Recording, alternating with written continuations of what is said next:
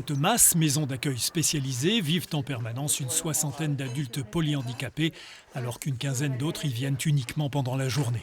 Pour s'occuper d'eux, l'établissement emploie 80 équivalents temps plein, des infirmières, des aides-soignants ou des éducateurs.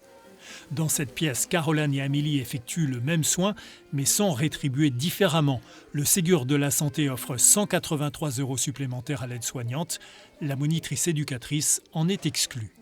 Actuellement, mon salaire est de 1 350 €, 51 on va dire à la fin du mois.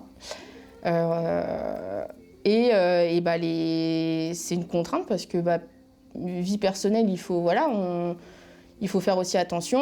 On se dit que 183 € par mois en plus, c'est énorme sur une base de salaire comme la mienne. Cette différence de traitement génère des frustrations et accélère la fuite des salariés vers des établissements où le Ségur a amélioré le quotidien.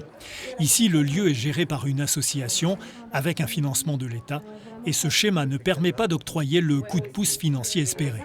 On a des financements qui sont délégués par l'État via l'assurance maladie.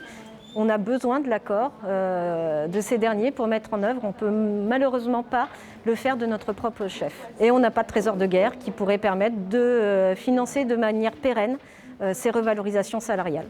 Du coup, de nombreux postes ne sont plus pourvus dans ce secteur médico-social privé, une vingtaine ici même à la maison d'accueil spécialisée. Un constat qui alarme l'ensemble des acteurs du monde du handicap et de l'aide aux plus fragiles. Ils demandent une rapide réaction de l'État. L'impossibilité de recruter met chaque jour en grande difficulté les équipes pour accompagner les personnes fragiles. Donc il y a une très grande urgence. Ces tensions sur le recrutement ne sont pas totalement nouvelles, mais elles ont été considérablement renforcées ces derniers mois. Et là, ça met véritablement en péril la qualité des soins et de l'accompagnement qui peuvent être apportés aux personnes. Il y a en Centre-Val de Loire près de 40 000 salariés concernés par le champ médico-social.